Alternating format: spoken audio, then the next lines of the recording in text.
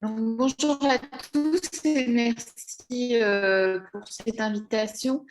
Et donc, ça me fait un peu bizarre, j'ai l'impression de me retrouver en 2013-2014 où justement on phosphorait sur l'expérimentation avec mes collègues d'Alcimed. Donc, ça fait un air de revival ce matin. Donc, je suis ravie d'être avec vous. Donc, je vais essayer d'être courte. Donc, je suis Agnès Kamanchenko, vous l'avez déjà dit. Je travaille au sein de la SCOP ipso facto. On a accompagné l'expérimentation de 2013 à 2017 sur Pays de la Loire et PACA notamment, avec ma collègue Jeanne Stéphan. Et on accompagne aujourd'hui effectivement des réflexions territoriales. Je vous présenterai deux exemples sur la Gironde par exemple, et puis sur la Bretagne, Côte d'Armor, où la question du territoire se pose. Je vais peut-être donc je salue Jackie, que j'en profite, hein, qui doit être parmi vous. Il est là. Bonjour Jackie. Je ne sais pas si je peux partager mon écran. Ou... Normalement, oui. Alors, Normalement, oui.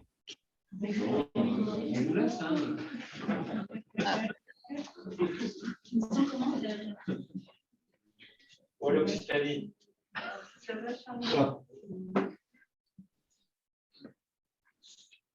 Est-ce que vous voyez mon écran? Oui. Ok. Alors, je vais mettre un diaporama.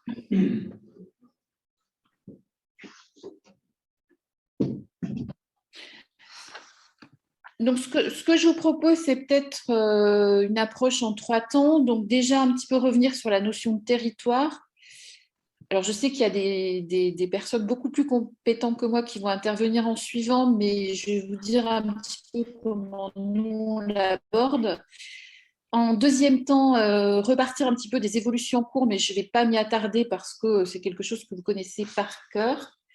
Et puis ensuite, en troisième temps, je vous présenterai deux exemples de diagnostics qu'on a pu réaliser ces derniers temps. Donc, quand on dit territoire, c'est quand même une notion assez subjective, assez hétérogène.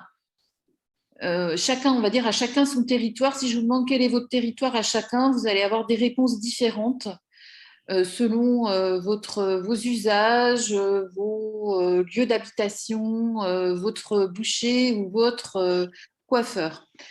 Donc, et puis évidemment, vos habitudes de vie. Donc, je vais plutôt aborder le territoire sur une notion de territoire d'usage ou de territoire vécu, parce que c'est celle qui me parle le plus, même s'il y en a, on pourrait dire que le territoire est quelque chose d'assez polysémique. Donc, si on regarde le DICO, c'est vraiment qualifié comme ça, étendue de la surface terrestre sur laquelle vit un groupe humain, ce qui est finalement pas si mal comme définition.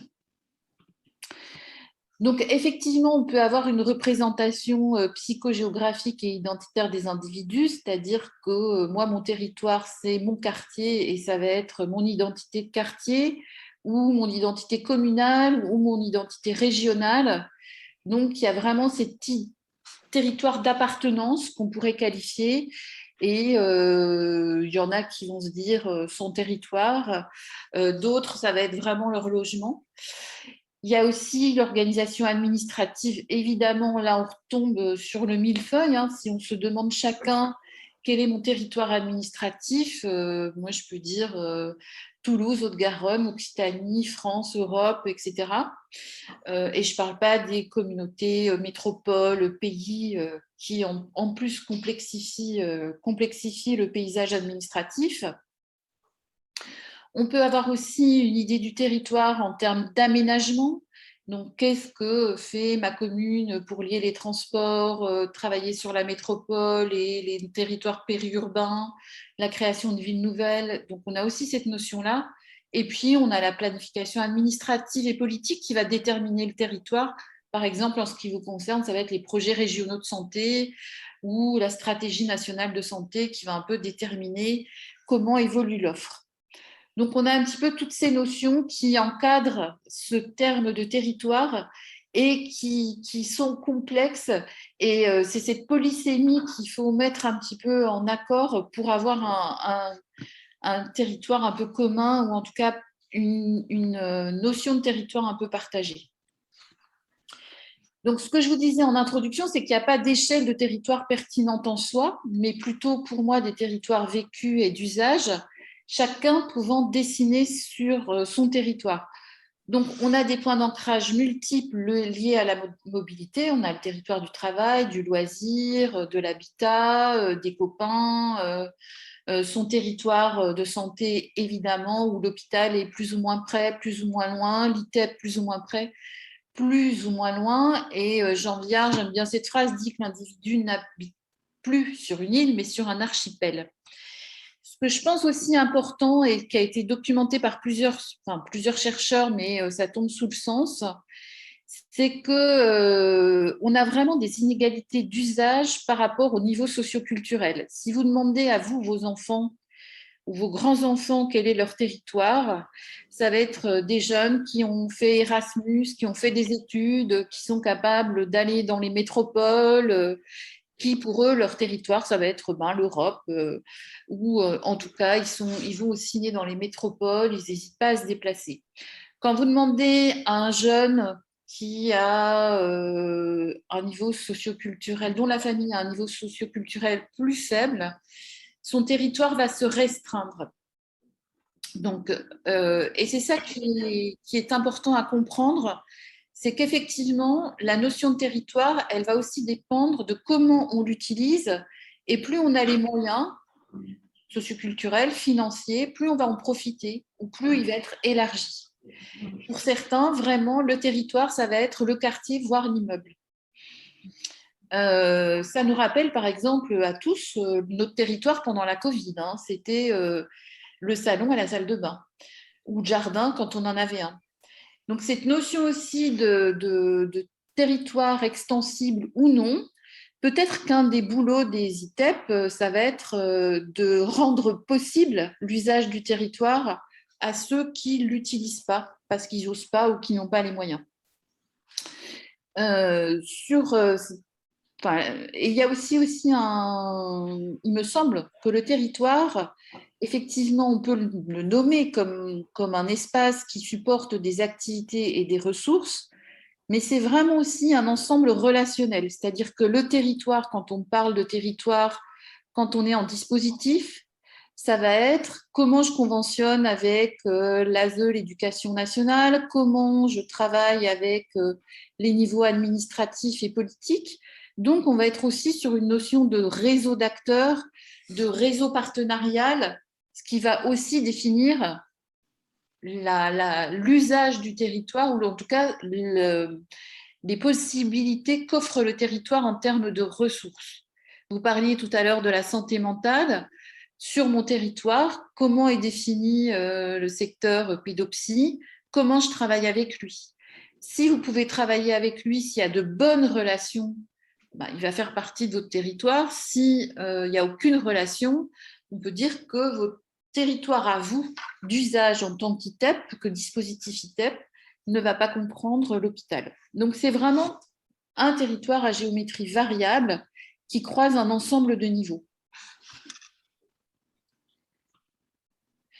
Il peut aussi se caractériser par une approche un peu plus systémique, un système d'action et un système d'acteurs. C'est ce que j'ai un peu introduit tout à l'heure, c'est cet ensemble relationnel, interrelationnel, qui effectivement provoque une certaine complexité. Vous pouvez vous amuser à faire un petit sociogramme de territoire avec tous vos partenaires, vos acteurs, avec des flèches où ça va bien, où ça ne va pas, et vous aurez un petit peu votre carte mentale de votre territoire en système d'acteurs. Et sur ce système d'action et d'acteurs, ce qui va être compliqué pour vous, c'est que vous dépendez de champs différents et pourtant interdépendants, chacun avec son code, chacun avec sa tutelle, chacun avec ses contraintes, et on vous demande de faire ensemble pour des parcours, pour des enfants qui ont une orientation dispositif ITEP. C'est ça qui engendre finalement la complexité du territoire. Le territoire, c'est un espace géographique, effectivement, c'est ce système relationnel qui engendre de la complexité. On doit se mettre autour d'une table et établir finalement des règles de co-responsabilité pour accompagner ces enfants où, on le sait, pour des enfants qui, on va dire, entre guillemets, sont dans une norme attendue, la complexité ne va pas être très complexe puisqu'ils vont aller à l'école, de temps en temps, ils vont aller chez l'orthophoniste au besoin, et puis ils vont aller faire du sport, du loisir, et finalement, c'est les parents qui vont les emmener en voiture le mercredi faire du foot et les attendre au bord du terrain. Pour des enfants que vous accueillez vous, ça se complexifie. Et donc, ça se complexifie sur un territoire, puisque vous allez mobiliser d'autres acteurs que ceux qui sont attendus, que ceux qui sont normalement donc, attendus pour un enfant du même âge. Donc, territoire et dispositif, pourquoi aujourd'hui, finalement, vous parlez du territoire ? Je ne vais pas trop m'attarder sur cette transformation, puisque vous y êtes confrontés beaucoup plus que moi, où effectivement, on a la stratégie quinquennale de l'évolution de l'offre médico-sociale qui rappelle le besoin de transformer l'offre, notamment parce qu'on est sur la référence au parcours de vie qui devient central, et on est sur un aller vers et sur une forme finalement d'inversion de la norme. Je passe à la diapo suivante, où on est sur la logique de parcours inclusif avec un vœu de l'État que 80% des enfants soient bénéficient d'une modalité de scolarisation en milieu ordinaire d'ici 2022. Donc on y est. Et on est vraiment sur cette inversion de la norme où l'établissement intervient en dernier ressort et la subsidiarité s'opérant du milieu ordinaire vers le secteur spécialisé. Et c'est ça qui modifie complètement votre manière de faire et votre manière d'intervenir. Et on est effectivement sur une logique de recentrage de l'action médico-sociale et sanitaire sur la personne en prenant compte dans ses besoins et sur son lieu de vie. Et c'est cette notion de proximité qui fait qu'aujourd'hui, vous vous questionnez sur le territoire. Donc, il y a un besoin d'intégration des réponses en termes de modalités d'accompagnement sur un territoire afin de s'adapter aux besoins d'enfants ou d'adolescents. Et du coup, c'est aussi l'innovation dans les modes d'intervention.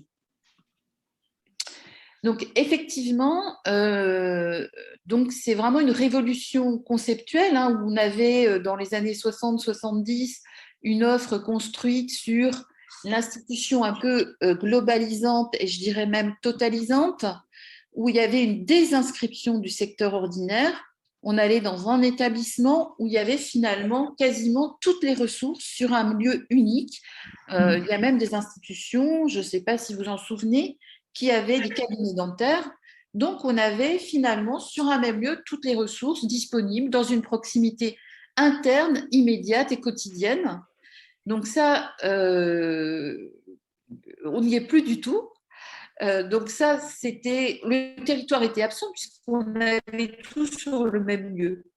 Et aujourd'hui, on est sur une réinscription ou une inscription dans le secteur ordinaire où on est sur une idée de compensation et d'aménagement de l'environnement. Alors, je vais ajouter autant que faire se peut, parce qu'il me semble qu'il y a aussi besoin de lieux et d'espaces d'accueil de jour ou d'accueil de nuit. Et on est sur un parcours, une file active, on n'est plus du tout sur une place, on est sur des réponses multiples qui sont sur un territoire. Et c'est là peut-être que la notion de territoire intervient, puisque on va aller chercher des lieux et des ressources pour que la personne puisse s'adapter et, ou en tout cas lui permettre l'inclusion souhaitée par les pouvoirs publics. Une interruption de 2 secondes, je branche mon câble, sinon je vais couper.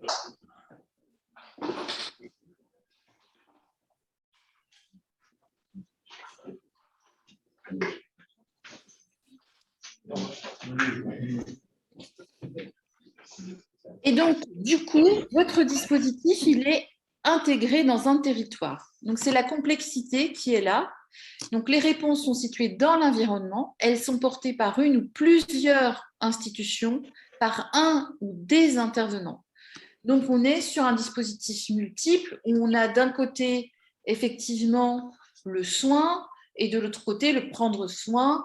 On est sur le milieu ordinaire, le milieu spécialisé et finalement, ces frontières deviennent de plus en plus poreuses et on a une interdépendance vraiment des acteurs et des organisations qui doivent résoudre des problèmes collectifs et personne ne détient seule la réponse puisqu'aujourd'hui, on est sur l'aller vers et cette notion de proximité qui est assez forte.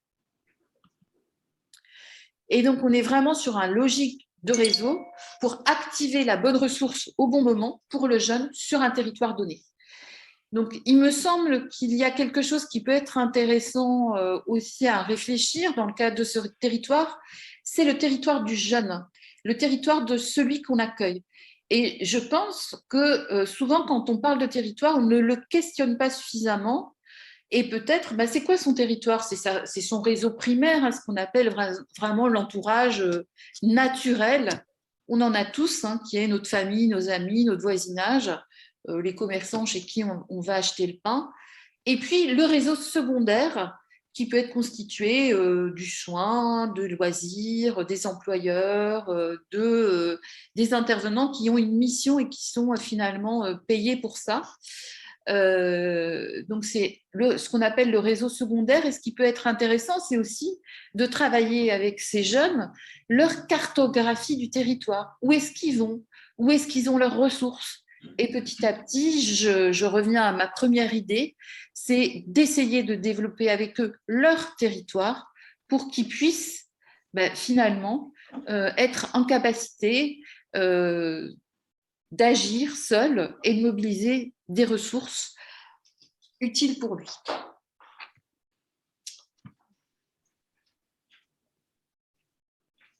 En synthèse, donc pour vous, effectivement, le DITEP, c'est bien une politique de territoire fondée sur un engagement acté, notamment les conventions que vous avez signées dans le cadre du dispositif, limitée par ses places et des champs de compétences préalablement définis, mais qui agit sur plusieurs échelles. Le territoire du jeune, hein, c'est ce que je viens d'évoquer, où est son école, sa famille, ses loisirs, ses copains. Dans une échelle plus élevée, le dispositif médico-social, où sont les offres, les implantations, l'organisation, les partenariats. Et enfin, sur une échelle un peu plus élevée encore, ça va être le territoire qui va faire que le dispositif puisse organiser avec d'autres la continuité des soins et des services nécessaires pour assurer le parcours d'un groupe de jeunes qui vous est confié. Donc, on est sur déjà, on est au moins sur 3 échelles. Et si on croise avec la première diapo que je vous présentais, on a sur ces 3 territoires des logiques administratives, des logiques identitaires, des logiques de schéma et de planification, donc qui se croisent avec plusieurs logiques. Donc, peut-être que je vais, avant de vous présenter quelques exemples de diagnostic, j'ai été assez vite. Est-ce que vous avez des questions sur cette approche du territoire? Est-ce que ça a été clair? Et comment vous réagissez?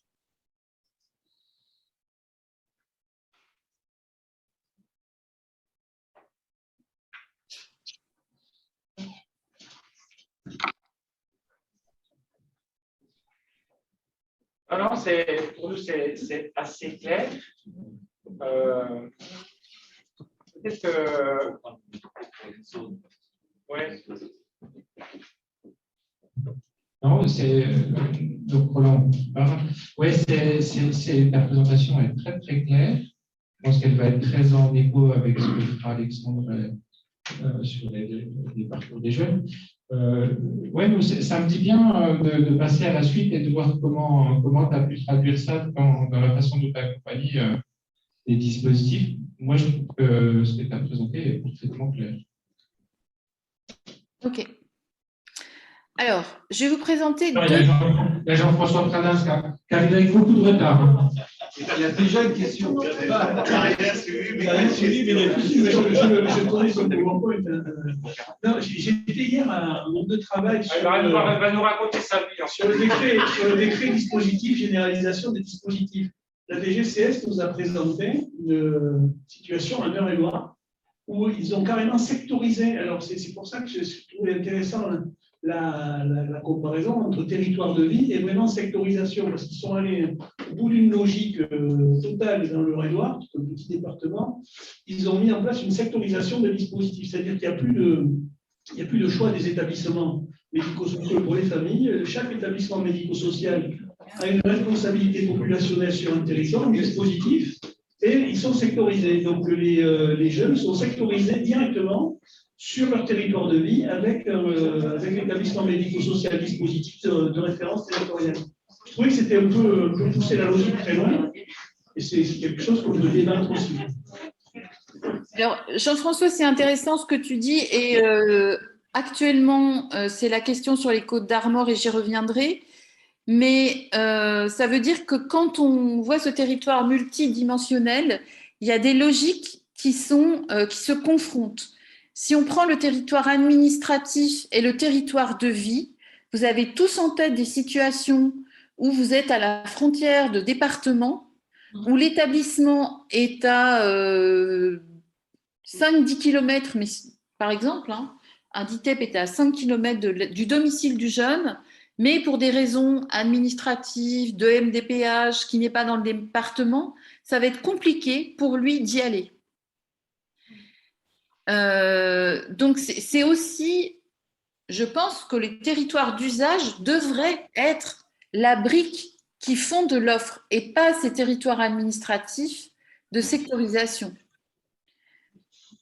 Ce qui, d'ailleurs, dans ce que tu évoques, Jean-François, fait poser la question aussi du choix.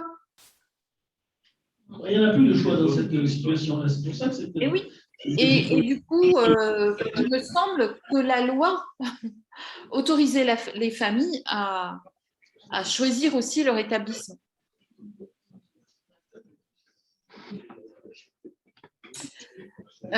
Donc, sur les Côtes d'Armor, c'est assez rapide.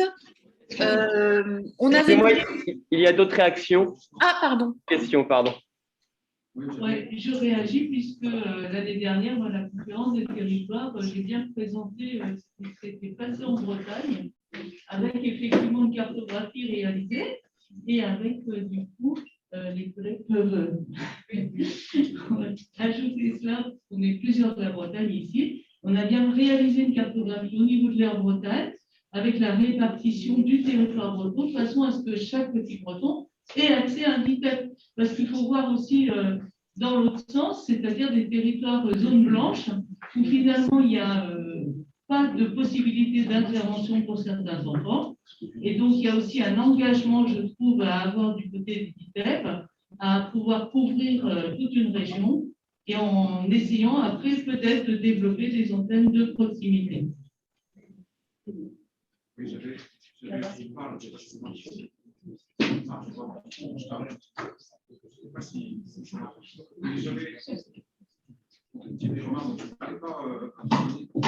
Thierry Romain, donc je ne comptais pas intervenir, mais j'avais pris un certain nombre de notes. Et d'une part, ça faisait écho chez moi à un travail, un mémoire de DES, de collègue qui était à Pôle emploi, qui avait fait son diplôme d'ingénieur et qui avait fait son diplôme là-dessus il y a déjà plus de 10 ans sur les chômeurs longue durée. Elle démontrait comment à la fois le temps et l'espace se réduisaient en fonction de la durée du chômage et que la réduction de l'espace et du temps, du territoire, en gros, l'amoindrissement de cette réduction tenait beaucoup aux politiques locales, aux politiques d'incitation, et en fonction des politiques qui étaient menées sur un certain nombre de territoires, eh bien, les réseaux, le territoire d'usage, en fait, était plus ou moins étendu selon ces politiques. Ça, c'est une chose. Ce que j'ai retenu, c'est que l'idée, ce n'est pas de faire de l'enfant du territoire, c'est qu'il aille au-delà de son territoire, c'est-à-dire qu'il en découvre d'autres. Donc, je me demande si le territoire ne doit pas être utilisé avec un S plutôt qu'au singulier, ce qui éviterait ce que Jean-François vient d'évoquer, c'est-à-dire que on passe d'un paradigme où l'enfant était l'enfant de l'institution à aujourd'hui, il n'est que l'enfant du territoire. Il ne peut pas en sortir par une logique administrative. Et puis, il y a d'autres territoires qui sont en train de se pointer. C'est pour ça que le S est important pour moi. C'est pas des territoires numériques. On l'a vu avec le Covid. C'est-à-dire qu'aujourd'hui, le territoire ne se résume pas forcément à une surface, à un lieu géographique. Et éventuellement, il pourrait même être virtuel, si on en croit certains grands groupes internationaux sur cette question-là. Voilà, donc moi, c'est plutôt cette question-là qui me faisait un peu tiquer, c'est passer du paradigme de l'institution comme lieu unique au territoire comme lieu unique aussi pour l'enfant. Peut-être pour répondre, c'est peut-être que effectivement cette notion de territoire extensible. En plus, on est sur une notion de parcours, donc qui veut dire cheminer. Et en même temps, on veut restreindre à une sectorisation. Je pense qu'il faut se dire que ça va être la coopération entre ces intersecteurs, si elle est rendue possible par l'ARS, qui va permettre d'avoir une offre avec des ressources multiples. Si je prends notamment pour les ados, le territoire de formation, si c'est un secteur rural, va être plutôt sur la ville-centre. Donc, il va falloir aussi imaginer des possibilités intersectorielles qui permettent, dans tous les cas, de répondre aux besoins du parcours du jeune. Ça, c'est évident. Donc, en tout cas, effectivement, il y a des territoires, on dirait chacun son territoire, et un territoire à géométrie variable. Quand on est petit, on va avoir besoin en général d'un territoire communal, et plus on grandit, on va avoir besoin d'un territoire beaucoup plus vaste, puisque les lieux de formation et d'apprentissage vont plus être les mêmes. D'ailleurs, on le voit bien dans les tutelles, quand on a l'école primaire, c'est la commune, le collège, c'est le département, et le lycée, c'est la région. Donc, on voit déjà des différents niveaux d'échelle par rapport aussi aux âges. Je voulais intervenir sur la notion de territoire et sur l'expérience de l'Eure-et-Loire. En français, donc Philippe de Bois, je suis dans le Cher, et on a débattu de ça d'une âme, justement, la semaine dernière avec Uriops, en région centre, et c'est un dispositif qui est loin de faire l'unanimité, qui pose plein de questions, qui n'a pas été évalué, donc je suis très surpris que ce soit remonté au national comme un truc évalué et faisant école, parce que c'est loin d'être évalué, il n'y a pas de retour, et ça pose vraiment beaucoup de questions. À l'URIOP, c'est ce qu'on disait, ça met en cause la charte des droits et des libertés des usagers et des familles. Parce que il n'y a plus de possibilité de choix. Tu es à tel endroit, c'est forcément ton périmètre. C'est ça. Si ça ne répond pas à ton besoin, tu es dans ce périmètre. C'est calé sur les. Et donc, c'est un vrai problème. Calé sur la scolarité. Moi, je ne suis pas tout à fait d'accord. Moi, je ne suis pas tout à fait d'accord, puisque vous n'avancez en fait que des inconvénients à la question de la proximité. Il y a aussi quelques avantages. On ne se pose pas trop de questions sur la question de l'école ordinaire. En général, on aime encore bien que nos enfants aillent à l'école ordinaire dans notre quartier pour leur permettre de rentrer assez vite à la maison. Moi, un peu comme Catherine, je suis aujourd'hui dans une situation avec plusieurs unités délocalisées au plus près des territoires de vie.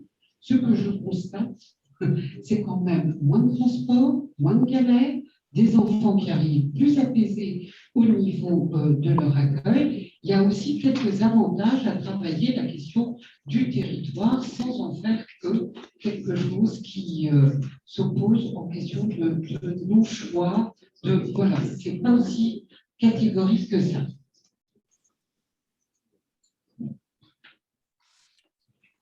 Je vous propose de... Est-ce qu'il y a encore une ou deux remarques? Non, c'est bon. C'est bon? Donc, effectivement, pour le DITEP, il va y avoir un besoin de couverture territoriale, c'est-à-dire, vous l'avez évoqué, que chaque jeune puisse accéder à une offre plutôt en proximité. Alors, je vous donne 2 exemples très courts. D'ailleurs, je n'ai pas mis beaucoup de diapos. Donc ça, c'est l'ARS Bretagne qui a fait une commande d'un appel d'offres, d'un diagnostic qui permettent à un DITEP qui est composé de 2 organismes gestionnaires, un CESAD, l'un portant un CESAD, l'autre portant un ITEP plus un CESAD, de couvrir le territoire. Avec une forte implantation à Saint-Brieuc et une petite antenne à Guingamp. Donc, on a un territoire des Côtes d'Armor qui est assez particulier puisque vous avez un territoire littoral assez urbanisé, comme souvent c'est le cas, et on a un arrière-pays ou des territoires plutôt ruraux qui sont là sur la carte en Loudéac, Rostrénen ou même au sud de Guingamp, au sud de Dinan.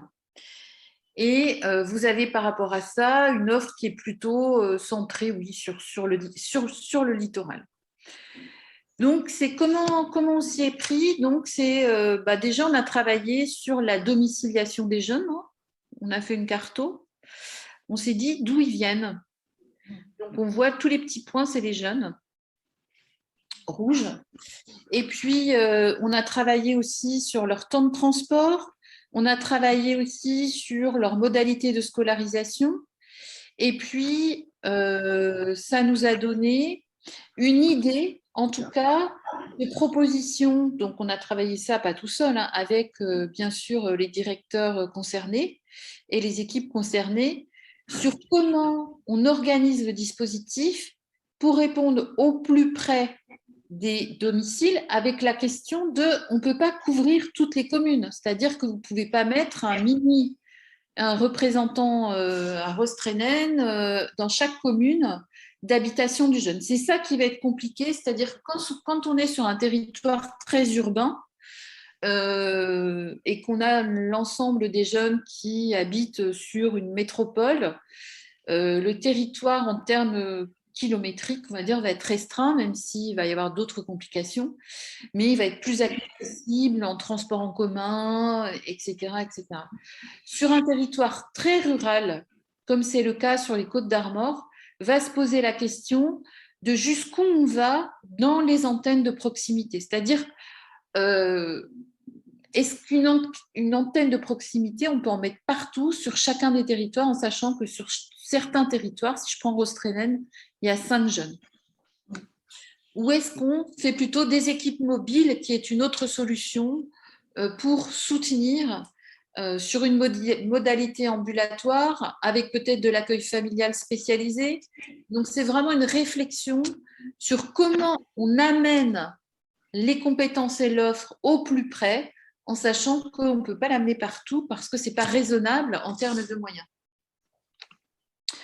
Donc, ce qu'on a décidé, effectivement, c'était de plutôt une couverture des territoires sud et ambulatoires et un accès aux unités de Guingamp et Saint-Brieuc.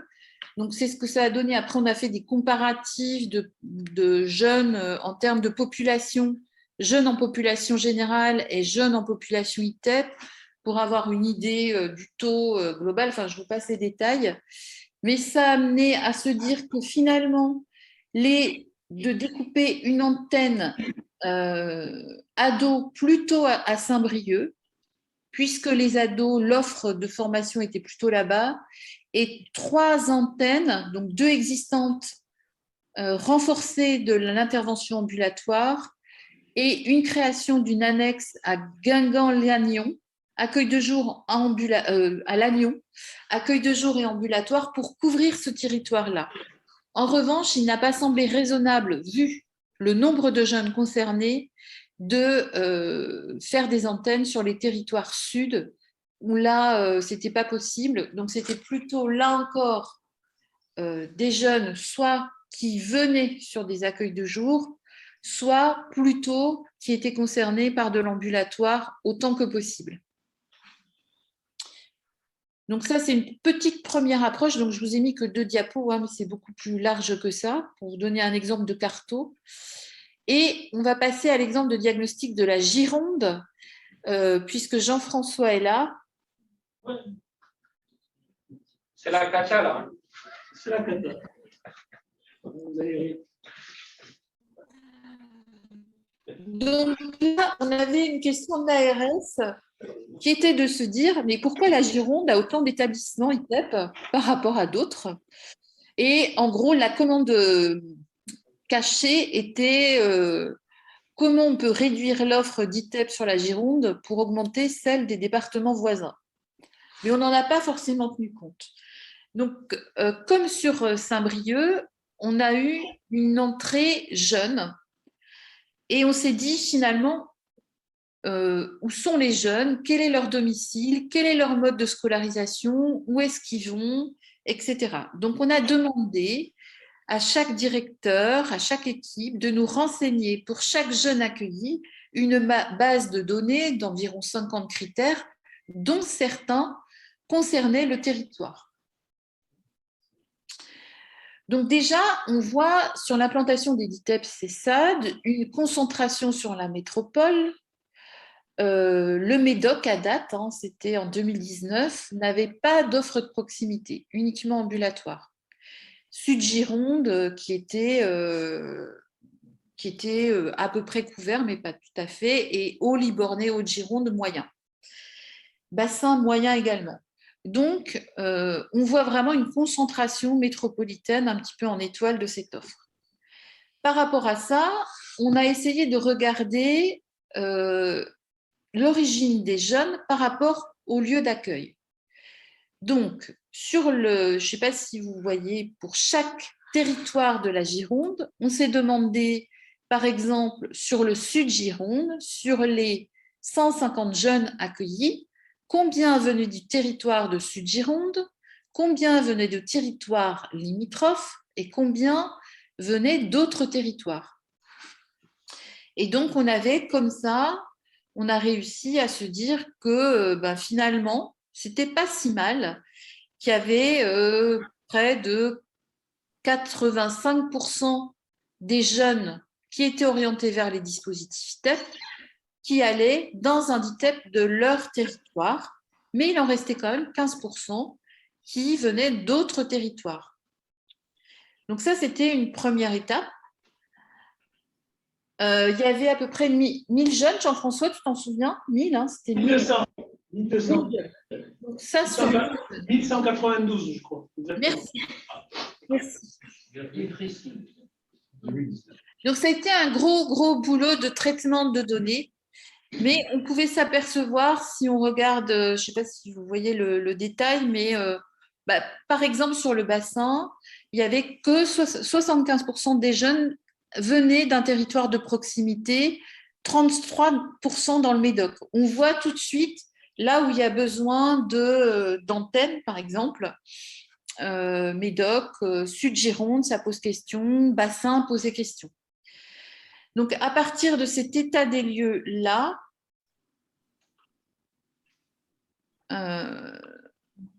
on a travaillé également sur un poids des jeunes accueillis en DITEP-CESAD par rapport à un poids comparé avec la population des 0-20 ans. C'est ce qu'on a fait aussi sur les Côtes d'Armor.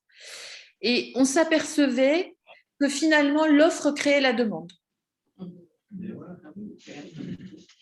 Donc, on se disait, finalement, il y a une inégalité d'accès à l'offre, puisque quand vous avez une offre qui est, par exemple, sur le Médoc, les jeunes de moins de 20 ans représentent 6% de la population de la Gironde, alors que les jeunes orientés en DITEP représentent 3% des jeunes orientés dans le DITEP. Donc, on peut se poser la question, soit les jeunes du Médoc, grâce peut-être, je ne sais pas, au Grand Air, au Vignes et au Pinède, vont mieux que les autres, soit il y a une problématique d'offre. C'est plutôt la deuxième hypothèse qui est retenue. Parce que le territoire du Médoc, par rapport à ça, il a de grosses problématiques sociales. Donc, on se dit... Et d'alcool. Non. Et d'alcool. Mais oui, et du bon.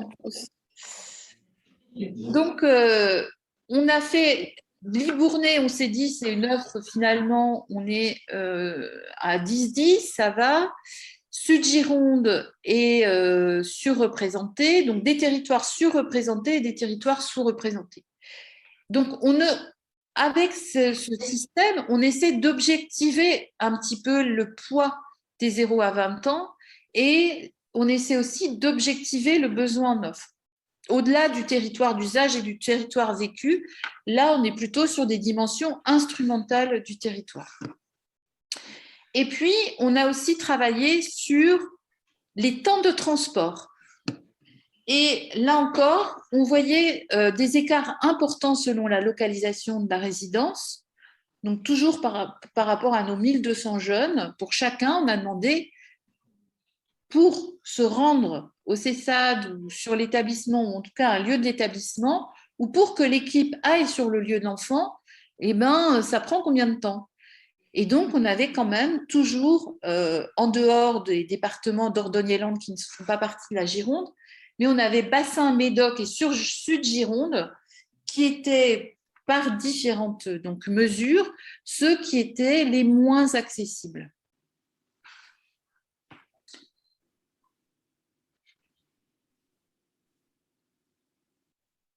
Ce qui nous a permis ensuite d'aller sur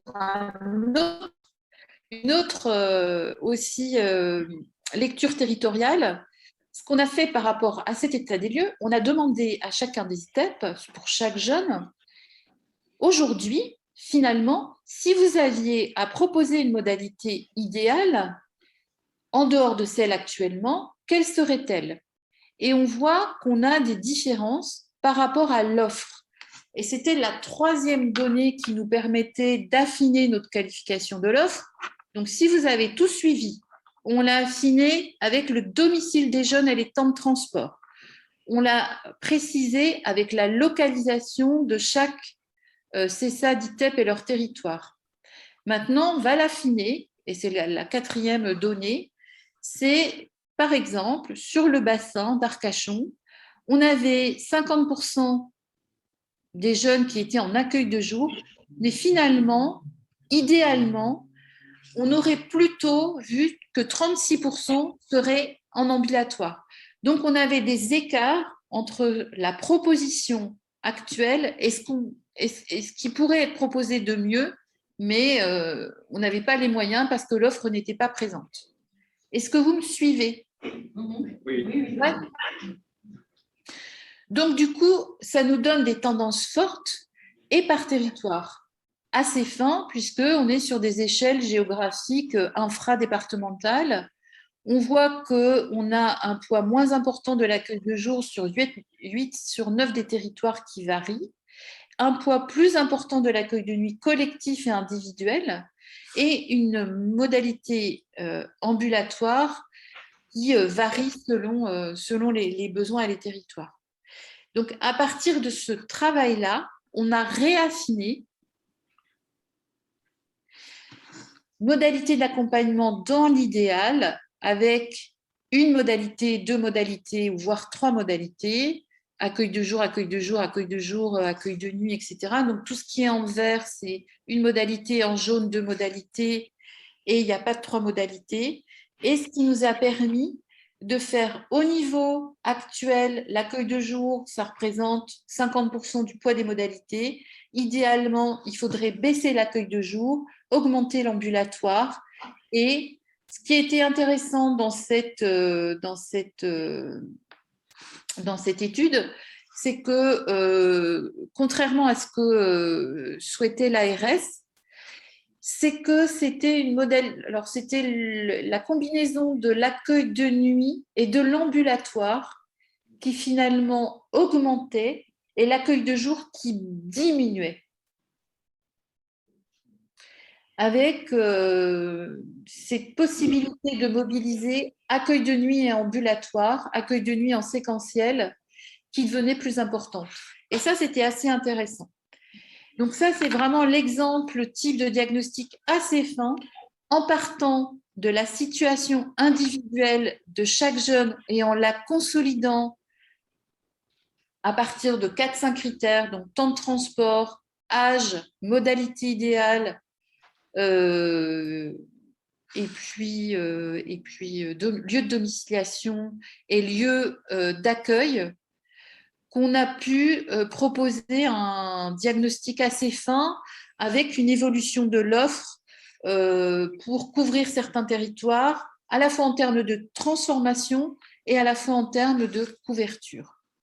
L'ARS n'en a rien fait. Alors, voilà, un truc qui sert à rien. On attend toujours. Et les associations. Non, mais la restitution de l'enquête n'a toujours pas eu lieu. Pour ça, ça fait plaisir de venir à une conférence territoriale pour entendre parler de ce sujet. Voilà. Alors, entre-temps, il y a eu la crise sanitaire et donc la restitution qu'on devait faire a été reportée et depuis, on n'a plus de nouvelles de l'ARS. Néanmoins, je pense que les ITEP s'en sont saisis parce qu'il y a eu des évolutions de l'offre. Je ne sais pas si tu peux en parler, Jean-François, mais il y a une couverture aujourd'hui dans le Médoc. Il y a une couverture. Comment ? Dans le cadre des CEPOM en cours de négociation depuis 2019, les associations se sont quand même plus ou moins saisies des données de l'enquête ipso facto pour pouvoir effectivement redéployer un peu leur offre en fonction des indications qui en étaient ressorties. Ceci dit, j'insiste, c'est vraiment pour l'instant de la volonté des gestionnaires, mais en ce qui concerne le dialogue de gestion avec l'ARS, qui était quand même commanditaire de cette étude, pour justement travailler ensuite en collectif sur l'offre départementale et son redéploiement, d'un point de vue purement politique, on n'a rien du tout. Je vous ai encore relancé pas plus tard que la semaine dernière, Mme Le Mercier qui dit ah oui, il faut qu'on le fasse. Ouais. Lionel, je complète, parce que toi, tu es dans le souci.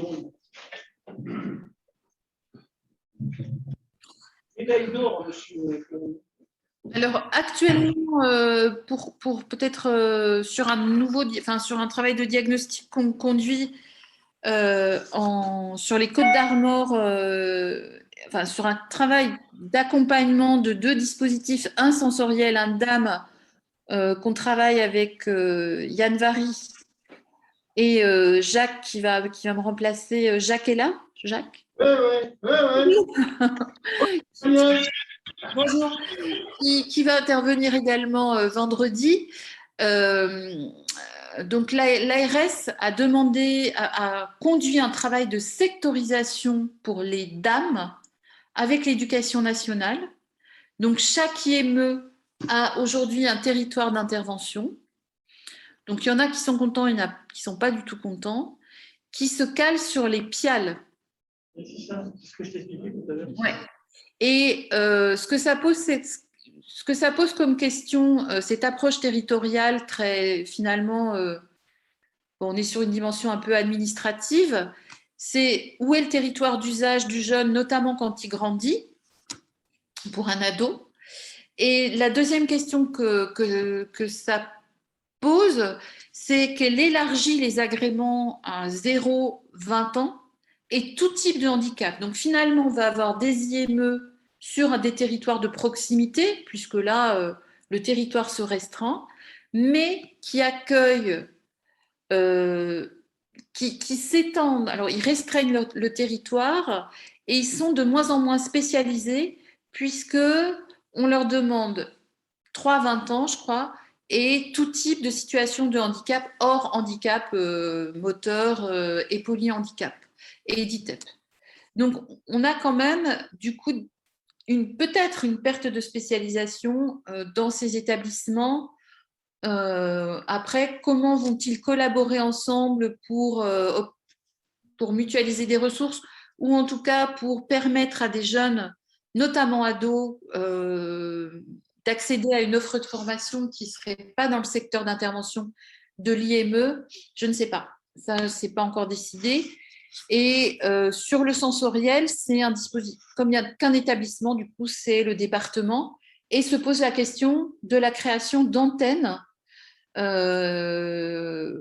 pour justement ne pas que tous les jeunes viennent au centre Jacques Cartier, centre historique pour les déficiences sensorielles, mais qui puissent rester sur des territoires de proximité. Et ce que vous avez vu, la carte tout à l'heure, c'est Guingamp, Lannion, Dinan. Le micro a bien de temps arrivé jusqu'à moi, donc du coup, Agnès a redémarré. Donc, pour compléter la réflexion de Jean-François, mais qui va dans le sens de comment les associations s'organisent. Un gros problème sur le fait que l'ARS n'ait pour l'instant rien fait de l'étude, c'est que si sur le Médoc, là où il y avait un manque, les choses ont pu s'organiser, sur le Sud-Gironde, des problèmes émergent, et le problème qui émerge depuis 2 ans notamment, c'est que des associations qui avaient des ITEP sur la cube, des ITEP qui n'arrivaient pas à faire le plein, aujourd'hui sont en train de se redéployer, mais de manière complètement anarchique, c'est-à-dire sans que l'ARS pilote quoi que ce soit, et viennent chercher en Sud-Gironde, parce qu'il y a des listes d'attente importantes, des jeunes pour pouvoir remplir les établissements. Voilà. Et tout ça, c'est absolument pas piloté par l'ARS, donc ça pose de nombreux soucis, parce que chacun essaye d'aller au plus simple, donc tout le monde va au même endroit, à savoir là où il y a des réseaux de transport, là où le train passe, là où on peut se projeter par une route facile en 20 minutes. Et du coup, l'effet, c'est que les zones les plus éloignées, qui sont vraiment au sud de la Gironde et proche des Landes, où il y a peu d'enfants, personne ne veut y aller. Et du coup, ces jeunes-là restent toujours en difficulté pour accéder à une prise en charge médico-sociale. C'est toute la complexité, c'est-à-dire comment vous réussissez à la fois avoir une couverture territoriale et des interventions en proximité pour des territoires très ruraux où le nombre de jeunes accompagnés ne va pas être suffisant pour créer une antenne. Donc soit ça va être du partenariat, et alors si c'est sectorisé, vous avez des éduques qui vont passer leur temps en bagnole. Non. Après, on voit bien. Ah, pardon, monsieur. Allez-y. Ça marche pas.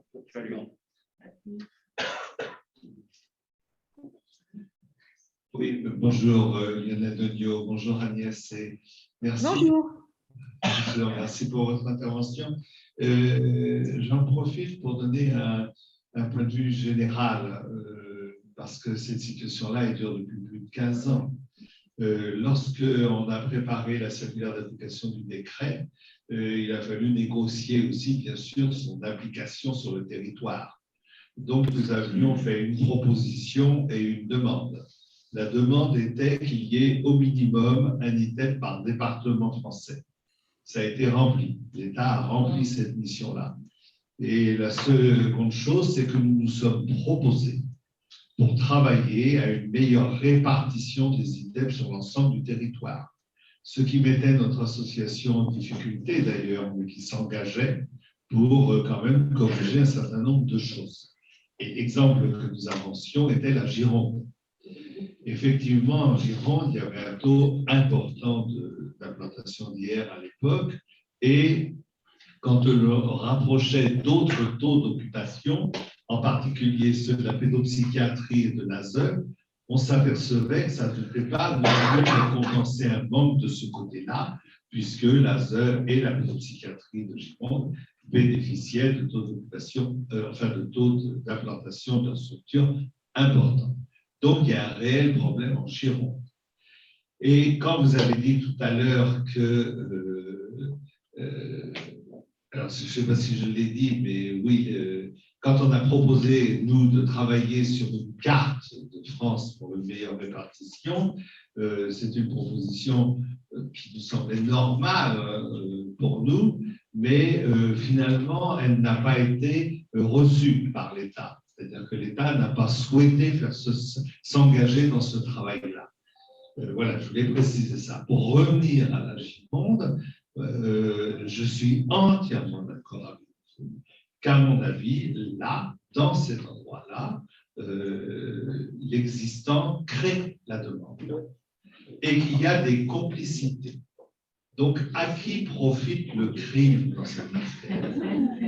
Alors, quand j'entends Jean-François, nous, les associations gestionnaires, je pense qu'elles ont une responsabilité, les associations gestionnaires et les anciennes, les ARS départementales qui finalement ont pris l'héritage des DAS, ont aussi une responsabilité. Mais il y a peut-être aussi des politiques qui ont une responsabilité. Donc, de mon point de vue, il y a des responsabilités partagées et elles n'arrivent pas au même moment. Elles ne s'exercent pas au même moment. Et c'est ça qui crée leur efficacité pour que rien ne bouge dans ce département. Alors, par rapport à ça, on a demandé pour chaque jeune de renseigner quelques indicateurs de situation de handicap, tant sur les déficiences et à partir de la classification de la CIF, que sur des activités, l'activité et participation sociale. Et on s'est rendu compte qu'il y avait, alors je ne sais plus quel est le taux, Jean-François, mais on va dire une part de public qui relevait de la catégorie F8 et F7, donc déficience intellectuelle et troubles du spectre autistique, on va dire troubles du neurodéveloppement, plus importante, on va dire, que dans d'autres départements. Donc finalement, les ITEP on peut dire que les ITEP de Gironde accueillent des jeunes qui sont un public frontière au public traditionnel, enfin au public cible des ITEP, mais qui répondent quand même à un besoin puisque les jeunes sont là et ils sont accompagnés. Et certains ont même développé vraiment des compétences sur des TSA notamment. Donc, c'était plutôt une requalification de l'offre qu'il fallait faire, mais il y avait des demandes. Enfin, voilà quoi. Pour peut-être répondre, mais il y avait ces besoins de place, quelle qu'elle soit. IME ou ITEP, en tout cas, elles étaient nécessaires. Puisque, en plus, il y avait une liste d'attente importante. À l'époque, il y avait une liste d'attente de plus de 200 enfants. Voilà ce que je peux dire. Moi, je trouve aux deux exemples fort éclairants finalement, puisqu'on est sur un département où il y a à la base un seul DITEP, qui se restructure en plusieurs antennes, et puis on a de l'autre côté un département où il y a une multitude de DITEP, et là du coup il y a d'autres questions qui se posent. On venez d'évoquer tant M. Degnaud que vous-même. Donc, on voit bien que la question des territoires, elle est hyper complexe parce qu'il n'y a pas un seul territoire qui ressemble à d'autres territoires.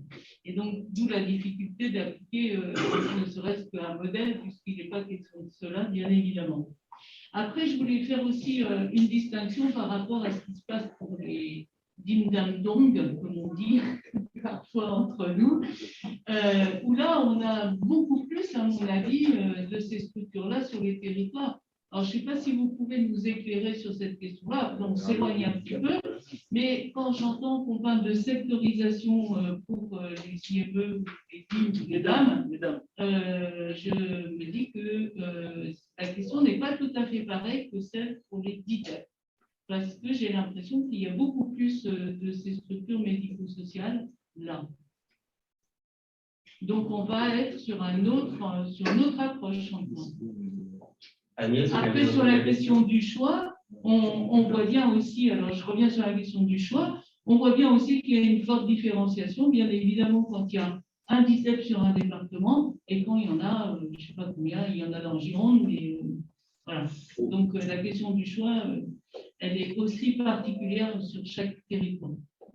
Alors, il y a effectivement pour les IME qui passent en dispositif, ils sont plus nombreux que les DITEP, et je pense qu'ils avaient, si je prends l'exemple des Côtes d'Armor, l'IME présent était un IME 12-18 ans, axé vraiment sur la formation pro, pré-pro, on peut dire que c'est presque un IM pro.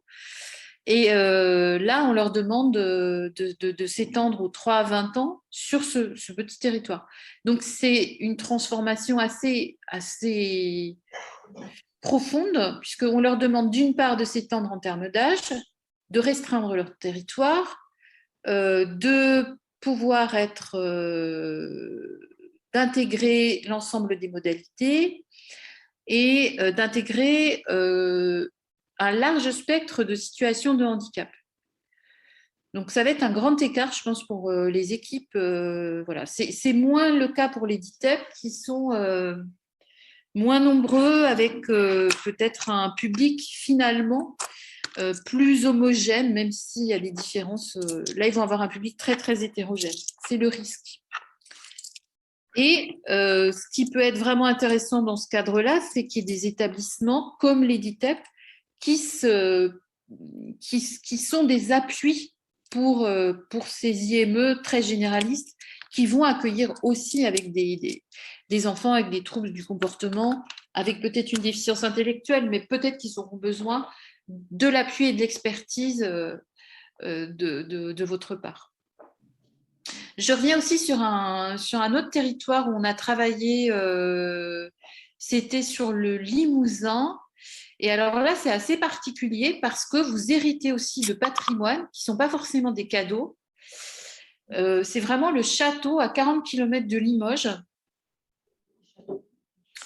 avec un CESAD à Limoges, un château à 40 km qui fait accueil de nuit, accueil de jour. Se pose la question, donc 10 ans, gros investissement pour rénover le château.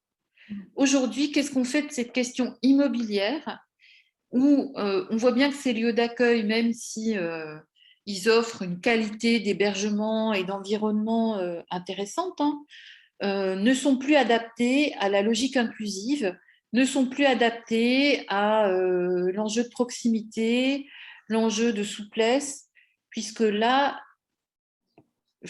la géographie du lieu fait qu'il est compliqué pour ce lieu de travailler autrement qu'en accueil de jour, accueil de nuit. Parce que déjà, il est à 45 minutes de Limoges. Et il n'y a pas d'autre antenne. Donc, effectivement, se pose cette question du comment on va transformer aussi ces grosses bâtisses, ces châteaux, qu'est-ce que les associations gestionnaires, comment elles vont réfléchir à ce patrimoine immobilier. Ça vaut aussi pour les IME, pour essayer de travailler effectivement sur une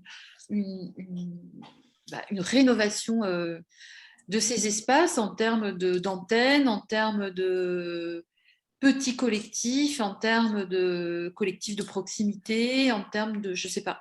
C'est une vraie question. Hein. Je ne sais pas si vous l'avez déjà traité au niveau de l'AIRE. En tout cas, on l'a traité dans nos métiers.